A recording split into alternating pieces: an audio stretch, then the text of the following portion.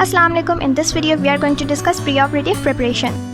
In the previous video we discussed initial patient assessment with history taking and physical exam, and first three systems from the more complex systemic assessment. We ended with genitourinary assessment, and here we are going to start with hepatobiliary assessment. So if you didn't watch the previous video, you should go watch that first before watching this video. So let's begin with hepatobiliary assessment, which is performed to evaluate the conditions related to hepatobiliary tract, of course, so they can be managed appropriately before surgery to avoid any complications after surgery. Suppose you encounter a patient with hepatitis, obstructive jaundice or cirrhosis, and he is scheduled for a non-hepatic surgery. So how are you going to proceed with the surgery? Let's see. After taking history and performing a physical exam, you are going to advise a liver function test to determine the current state of the liver. And then based on the condition of the patient and the test, you are going to decide whether the surgery can be performed or it needs to be delayed. Surgery will be contraindicated if the patient has acute hepatitis, alcoholic hepatitis and severe chronic hepatitis, because these patients show a poor outcome after surgery.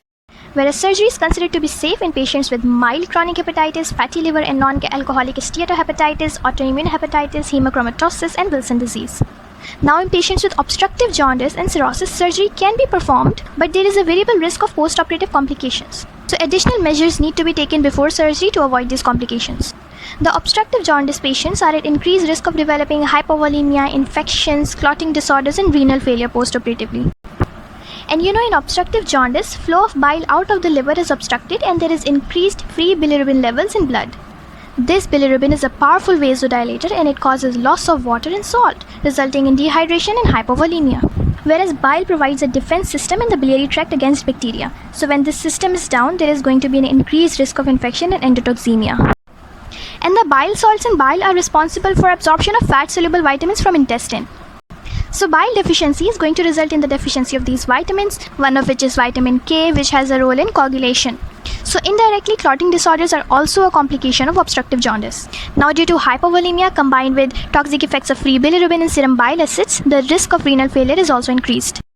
Now for the management, overnight IV therapy is given to maintain adequate intravenous volume. This ensures adequate hydration and reduces the risk of renal failure.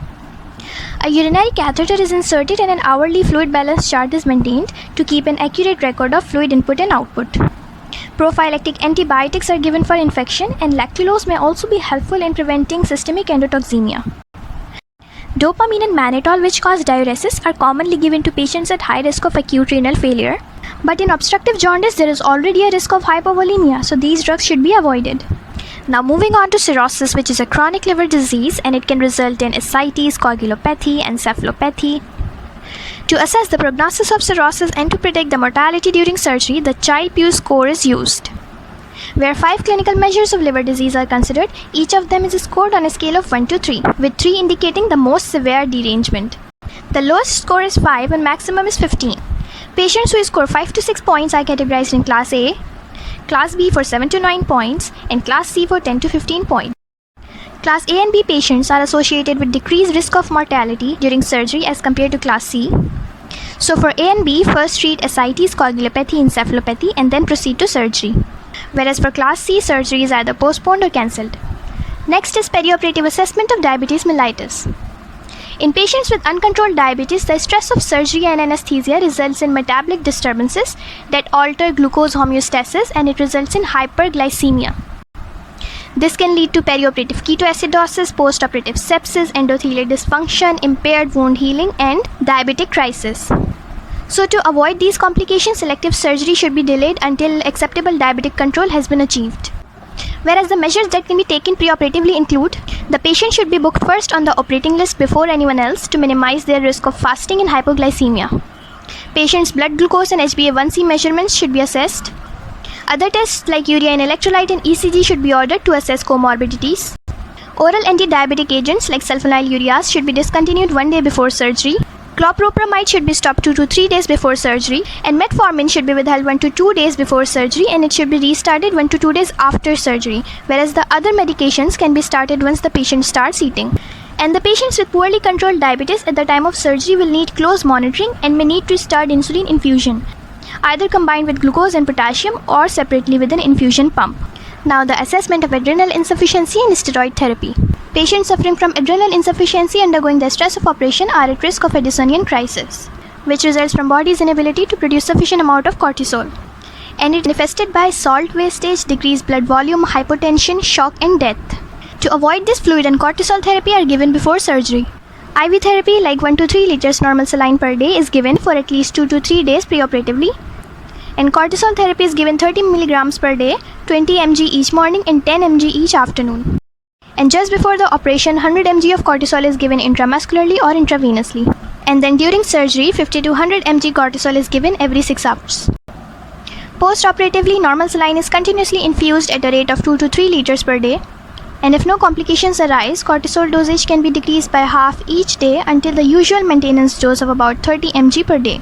Next is management of patients taking chronic steroid therapy, which is a treatment for many common conditions, and the complications which can arise in these patients include poor wound healing, increased risk of infection, masking of sepsis and peritonism, fragile skin and veins, muscle wasting and peptic ulceration, impaired glucose tolerance, and mineralocorticoid effects like sodium and water retention, potassium loss and metabolic alkalosis.